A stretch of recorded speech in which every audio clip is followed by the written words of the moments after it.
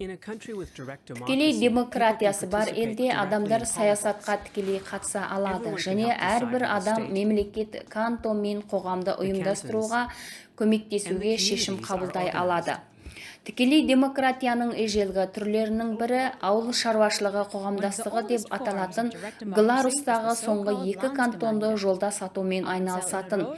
Онда дауыс беруге құқығы бар тұрғындар әр көктемде ашық аспан астында жиналып, заңдарды қабылдауға және шығындарға қатысу үшін Швейцария тұрғындары олардың қауымына, кантонға немесе бүкіл мемлекетке қатысты әртүрлі мәселелер бойынша жылына орта есеппен 4 рет дауыс береді.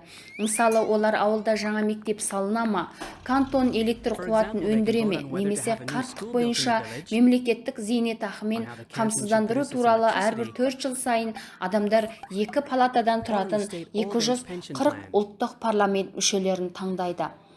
Халық пен сенаттарды білдіретін палата кантондарды білдіреді. Бұл жүйе халқы аз кантонға саяси салмақ салады. Парламент заң жобаларын жасайды және әртүрлі партиялардың 7 мүшесінен тұратын ұлттық үкіметті сайлайды. Адамдар парламент қабылдаған заңдарды референдум арқылы күшін жоя алады. Егер олар 100 күн ішінде 50 мың қол жинаса, олар бұл заңға ашық дауыс берілуі тиіс. Халықтық бастама азаматтарға Швейцария конституциясына түзетулер енгізуге мүмкіндік береді. Көпшілік дауыс беру үшін 18 айда 100 мың қол жинау керек. Бұл жүйенің артықшылықтары мен кемшіліктері қандай? Негізгі артықшылығы азаматтардың 3-тен 2-сіне шешім қабылдауда үлкен үстемдік береді. Жылына бірнеше рет олар тек елді басқаратын адамдарға ғана емес, нақты ұсыныстарға да шешім қабылдай алады. Ұсыныстардың маңызды кемшіліктерінің бірі шешім қабылдау процесін бәсеңдету мүмкін. Және парламенттік басқаруға топтардың мүдделерін білдіретін көптеген саяси ойыншылар қатысады. Нәтижесінде конституциялық заңдарға немесе халықаралық келісімдерге қайшы келуі мүмкін, адамдарға бастама көтеруге мүмкіндік беретін жүйенің кейбір сынына жауап беретіні түсініксіз болады.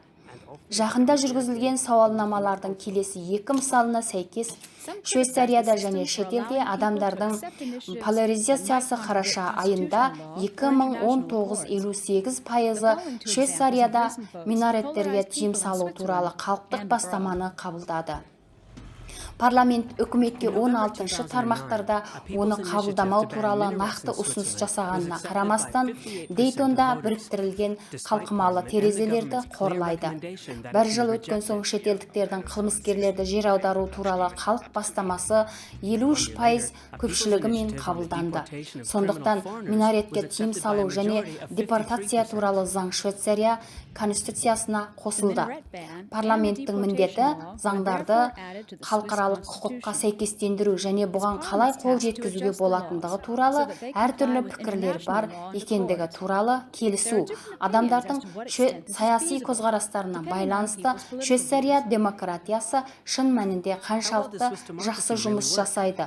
Осы елде саясатқа қатысу үшін көптеген мүмкіндіктерді ескере отырып, Тюрк университетінде, сондай-ақ Германиядағы Берлиндегі әлеуметтік ғылымдар орталығында 2001 жылы 30 ел үшін демократия барометрін әзірледі.